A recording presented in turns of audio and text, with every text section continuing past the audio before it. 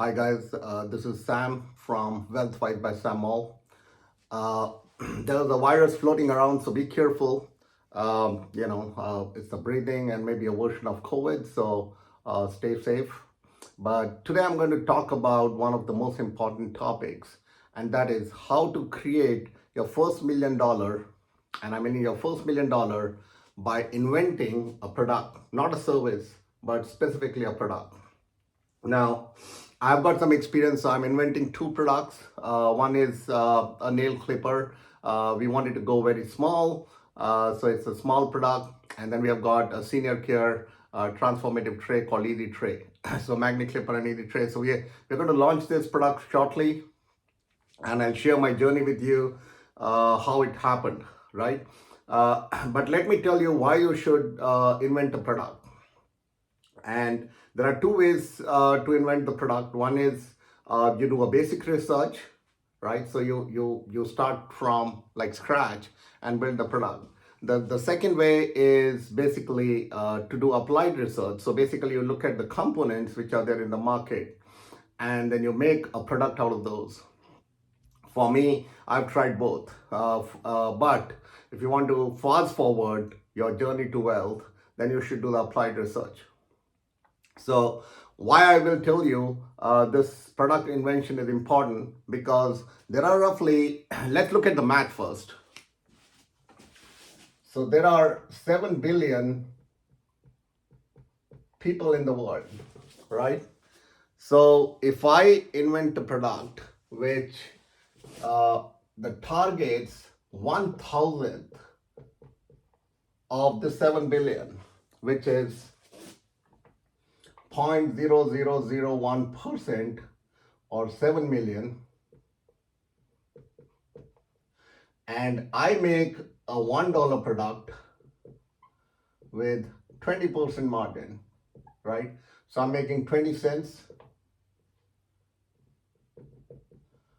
and I'm able to target 0.0001% of the population, and I'll make $1.4 million. All right. So most of the time you have to target a larger segment, but if you invent a product, then you will be targeting basically 0.001%, 0.0001% of the entire target population with 7 billion world population. And because you invented it, you will hold the trademark and the patent rights to it. So if somebody wants to copy and throw it on one of the bigger e-commerce portals, be my guest, because we have lawyers to run after them, and that will shortcut your your journey to the $1 million. So people are welcome to copy once you have your trademark and you have patent pending. We don't really care how they copy. So let's look at how these products are invented, what are the stages of the product, what goes into building a product, and how can you launch a product. Now the launching I will discuss in a separate video, because we are in the process of ourselves launching two of our products, which is Magnet Clipper and Easy Tray, which are part of the basic medical devices, non-invasive medical devices. And we'll come up with, we have ideas for much more complex products, but we are doing some basic research or applied research, I would say, not even. So one of them was basic research. So we thought of a product, and then we see what are the components available. But the second one, we fast forwarded, we had an idea, and we looked at one of the closest matching manufacturers for that product, and we asked them to modify the product. So the second method, fast forward your journey to the $1 million. So let's look at the steps. So again, 7 billion population, 0.0001% target market, 20 cents margin, $1 product.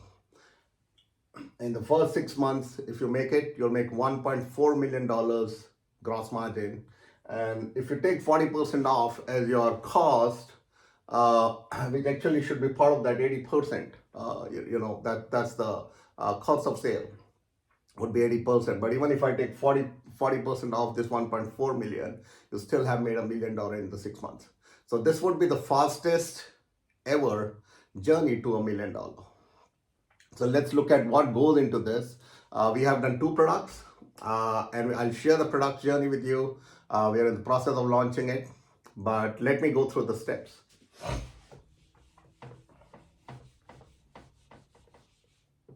Okay, so the number one for product innovation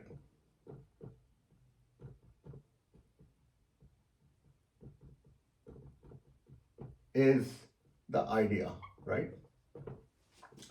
So idea might come from a kitchen utensil, like a new type of handle or new shape of a utensil, or maybe a heat resistant material, or maybe a fixture on the wall, or a fixture which is a decorative piece, or it's an accessory for the car, accessory for the phone, accessory for the microwave, any of your devices.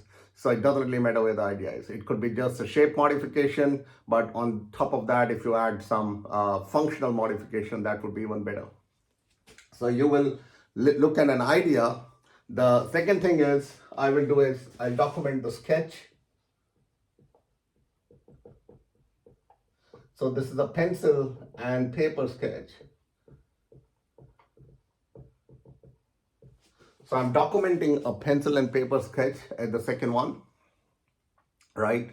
So once we document the pencil and paper sketch, then we know exactly what your idea looks like. Now you do want to research a portal like Google Images or Amazon or Flipkart or one of those portals which actually might have similar products, but just from an idea standpoint, does the product really exist?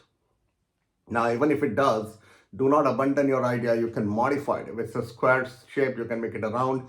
If it's a round shape, you can make it a triangle. So there are still modifications that can be done, which is called value-added change. So we'll do the sketch number 2. So number 3, we'll do a cardboard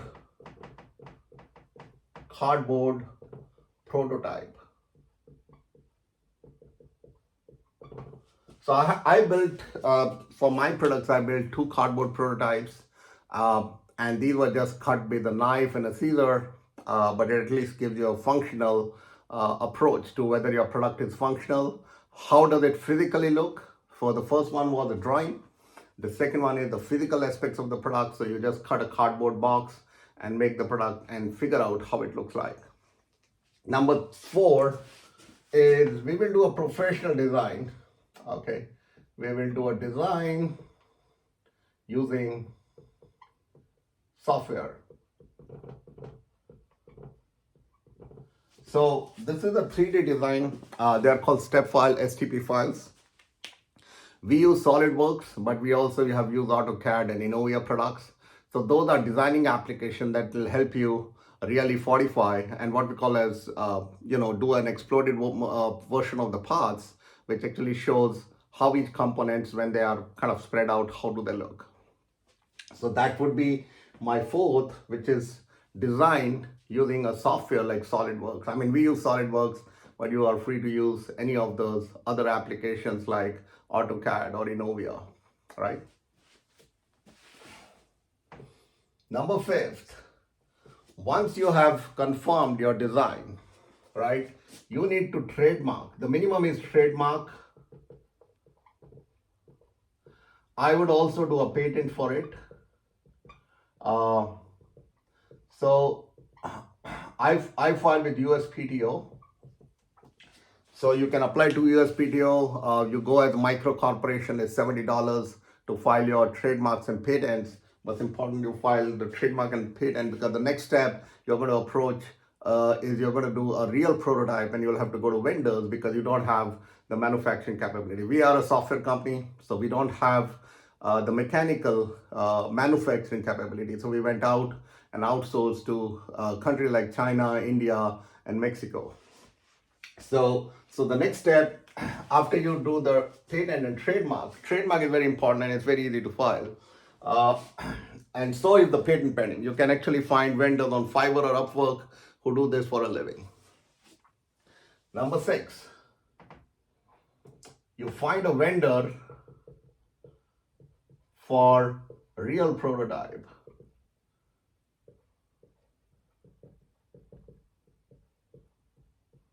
and do multiple iterations.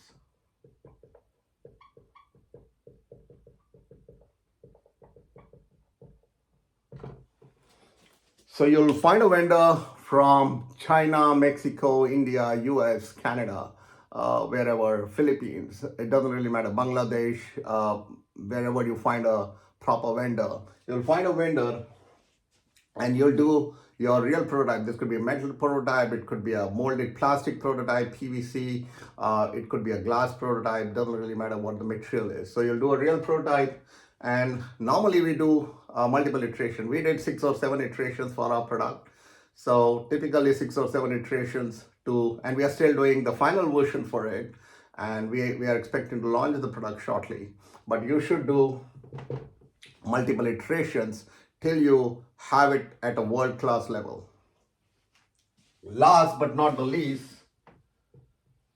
so once you have done this one and you have done multiple iterations, right, you will go out and launch the product. So you will launch it online and retail.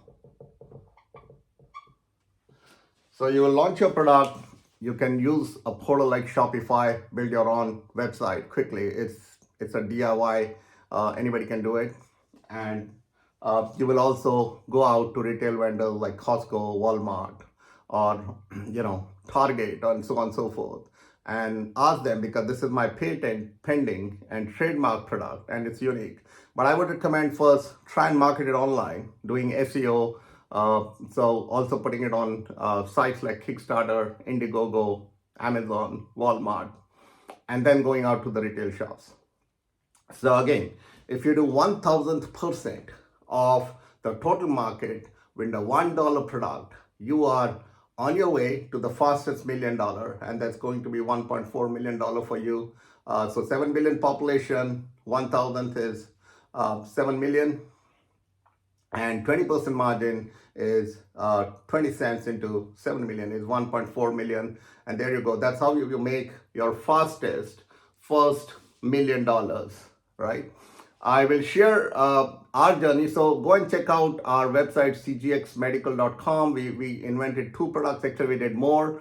Some of them got copied, but we are going to do more product invention. And we have done very complex products as well, which I cannot discuss because they are super complex. But these are some basic products that you can invent.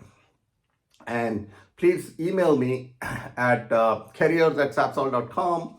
Or you can email me at info@sapsol.com, and I would like to look at your email and reply if you need any help from us. We are more than willing to help, right? The biggest challenge is to build a vendor relationship and do multiple iterations. Once you have done a vendor relationship, you have done multiple iterations, then launching and scaling the product is the next step. And there's a standard process through crowdfunding sites, and then going to online portals, followed by online portals, and followed by physical retail shops. So there you go, guys. That's how you can invent, design, prototype, trademark, and patent, right? And then manufacture and launch a product quickly. And this whole journey can be as short as 6 months if you know what you're doing. Please reach out to us if you need any help. And this is Samuel signing off for Wealthwise by Samuel. But please do like and subscribe this channel. And this journey that we are sharing is from our personal experience. It's not from a book again. It's purely practically doing it step by step ourselves. So look forward to speak to you. And we'll share the next videos. I'll be making videos every Thursdays because I've got businesses to run. So just Thursday would be good enough. So you get Friday, Saturday, Sunday to review those videos and comment and ask me any suggestions that you might want. Thank you, guys.